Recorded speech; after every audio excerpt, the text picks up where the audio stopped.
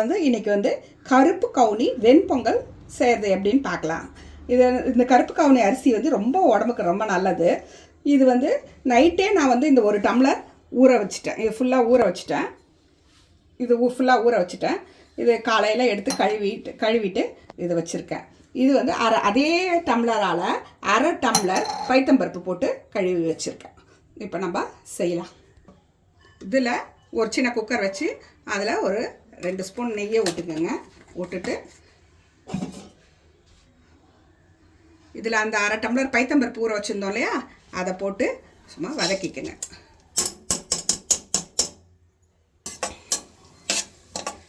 இதை நல்லா வதக்கிக்கலாம்.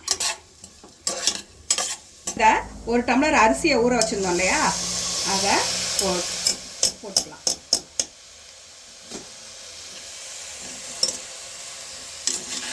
போட்டு கொஞ்சம் வதக்கிக்கலாம். இது பண்ணிக்கலாம். இந்த மாதிரி வதக்கிக்கணும். தண்ணி ஊற்றிக்கலாம். இப்போ 1.5 டம்ளர் தானே நம்ம பண்ணோம்.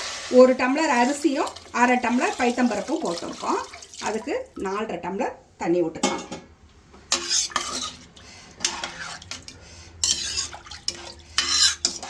பச்சை மிளகாவை போட்டுக்கோங்க. அதில்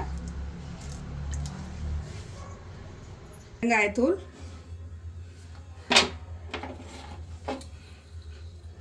அதுக்கு தேவையான உப்பு போட்டுக்கலாம்.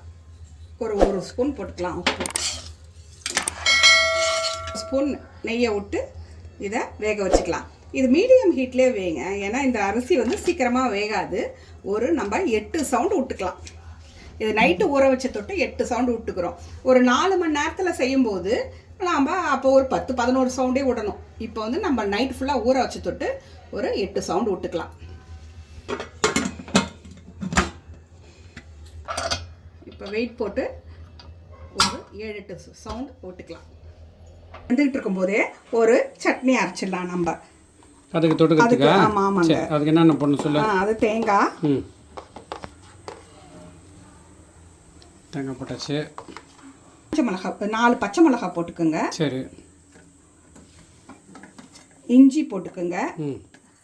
2 பல் பூண்டு போட்டுக்கோங்க. இதெல்லாம் போட்டுக்கலாம்.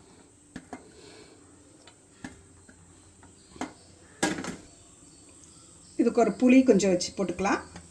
பெருங்காயத்தூளும் உப்பும் போட்டு கொஞ்சம் அரைச்சிக்கலாம். உப்பு போட்டுக்கோங்க. போட்டுக்கோங்க. கொஞ்சம் பெருங்காயத்தூள் போட்டுக்கோங்க. உப்பு போட்டு ஃபர்ஸ்ட் இதை அரைக்கலாம். உப்பு போட்டாச்சு. இப்போ நீ தண்ணி விட்டு அரைக்க போகிறேன். கொஞ்சம் அரைச்சிட்டு கொத்தமல்லி போடணும். கொஞ்சம் தண்ணி விட்டு அரைச்சிக்கோங்க. கொத்தமல்லியை கழுவி வச்சுருக்கேன்.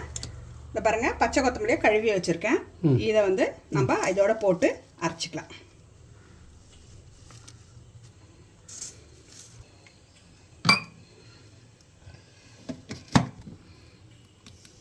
ஒரு தாளிப்பு கொடுத்துக்கோங்க. கடுகு, உளுத்தம்பருப்பு, கொஞ்சம் பெருங்காயத்தூள் போட்டு தாளிச்சிக்கலாம். ஒரு காஞ்ச மிளகா போட்டுக்கோங்க. பெருங்காயத்தூளா? தாளிச்சு கொட்டிக்கிறேன். அவ்வளோதான். சரி.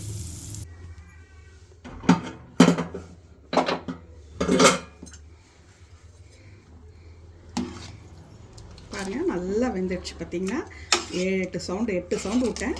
நல்லா இந்த சாதம் வெந்துடுச்சு.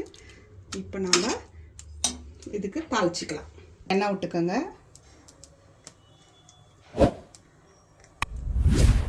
2 ஸ்பூன் விட்டுக்கோங்க. அதை போட்டுக்கோங்க. இஞ்சி போட்டுக்கோங்க. கருவேப்பிலை போட்டுக்கோங்க. மிளகு போட்டுக்கோங்க.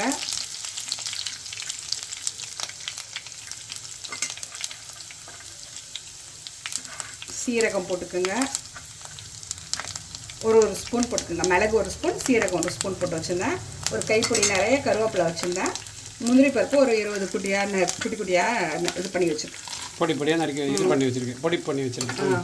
பொடி பண்ணி கட் பண்ணி வச்சுருக்கேன். இதில் ஊற்றிக்கிறேன்.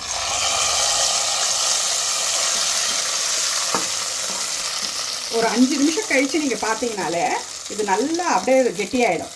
அதனால் நீங்கள் இதுவாக இருக்குன்னு நினைக்க வேண்டாம். ஒரு 5 நிமிஷத்துலேயே நல்லா கெட்டியாயிடும். நீங்கள் ஃபஸ்ட் எடுத்தாலும் தண்ணியாக இருக்கேன்னு நினைக்க வேண்டாம். அது அப்போ தான் வந்து உங்களுக்கு நல்லா இதுவாக இருக்கும், டேஸ்டியாக இருக்கும். ஃபஸ்ட்டே கெட்டியாக இருந்தாலும் இன்னும் கெட்டியாகிடும்.